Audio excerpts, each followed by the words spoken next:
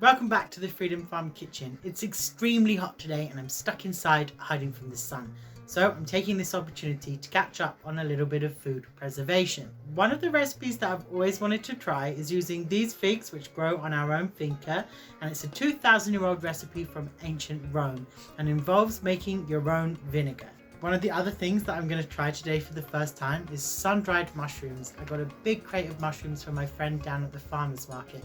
And at first I wasn't quite sure how I was going to get through them all because we don't eat a lot of mushrooms, but I'm going to give it a go, and since it's so hot, I reckon we might be able to make it work. But before I get to the mushrooms, I'm going to start with the vinegar. As usual, I'm using regular old supermarket jars that used to have chickpeas and pickles in them. I use these jars for everything. I just wash them and then sterilize them by dipping them in boiling water. I picked these figs from a wild fig tree, and because they're so incredibly ripe, instead of giving them a good scrubbing, I've just soaked them in a bowl with water and some apple cider vinegar to get them clean. This is an excerpt from Columella's 2,000-year-old recipe, obviously in English. I'm not even going to try the Latin. Here it goes. Mix water with the figs and from time to time allow them to dissolve in the liquid until sufficiently sharp vinegar results. After this, let it percolate through small rush baskets or sacking, and then boil the clarified vinegar until the scum and every kind of impurity is removed. At the end, add a little grilled salt, which prevents the production of worms or other animals in it. To give yourself a better chance of success, you can use a starter vinegar with a mother culture in it, but it's not totally essential. You can still make vinegar without a starter.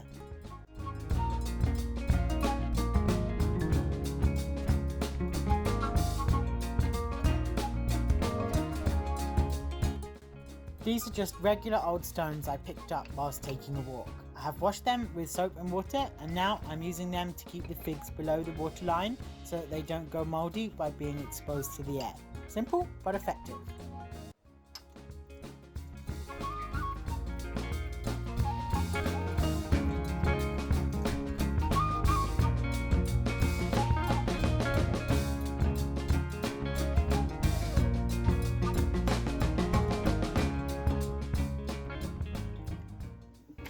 On the top, I'm using paper towels secured with either elastic bands or garden string. You don't want to use a tightly sealed lid as pressure can build up and then you can create an explosive mess. It's better to let the mixture breathe.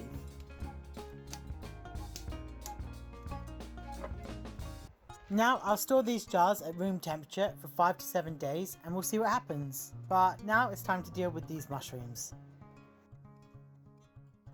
The truth is that I've never actually cooked with mushrooms before, so I'm a bit tentative at first, but it doesn't take me long to get into a rhythm. I actually really enjoy repetitive tasks, especially in the kitchen, so I'm having a great time. These mushrooms are given to me by a nice gentleman at the farmer's market. Whenever I see him there, he always gives me a little freebie, and he even lets me raid his wheelie bin for treats for my guinea pigs. Despite not having a language in common, we made friends last year when I started a little market stall of my own selling goat's cheese. Everyone was really supportive to see me and my little friend Liz out there building our business empire. Unfortunately, things came to an abrupt end when the cheese police received a tip-off and came to shut us down, throwing all 300 grams of our handmade cheese in the dumpster and banning us from any future cheese trade. Since then, everyone at the market has been so nice to us, and we've even been cheered a few times as we buy our cabbages. There's nothing like a bit of working class solidarity.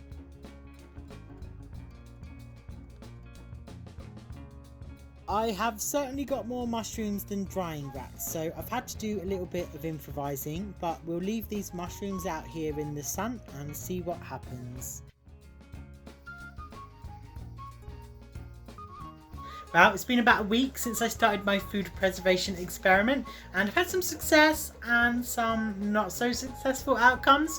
So now I'm going to show you what's happened. Let's go. But the mushrooms have been the most successful, and after about 3 or 4 hours in the hot sun, they were all shriveled up and dry. So I scooped them up and I put them in these jars. And I figured the best way for me to be able to tell if they were actually dried is if once I closed the jar, there was condensation buildup. And I can confirm that they must have been totally dry because there's been no moisture in the jar. The smell is very intense, mushroomy smell. And I've even done a bit of cooking with them. I put some on a pizza the other day and they were tasty. They tasted just like fresh mushrooms.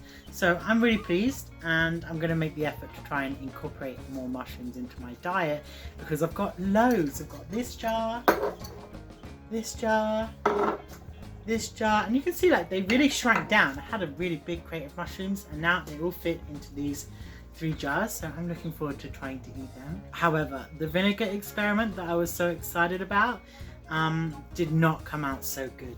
And actually, just going to lift this up really carefully so it doesn't get everywhere.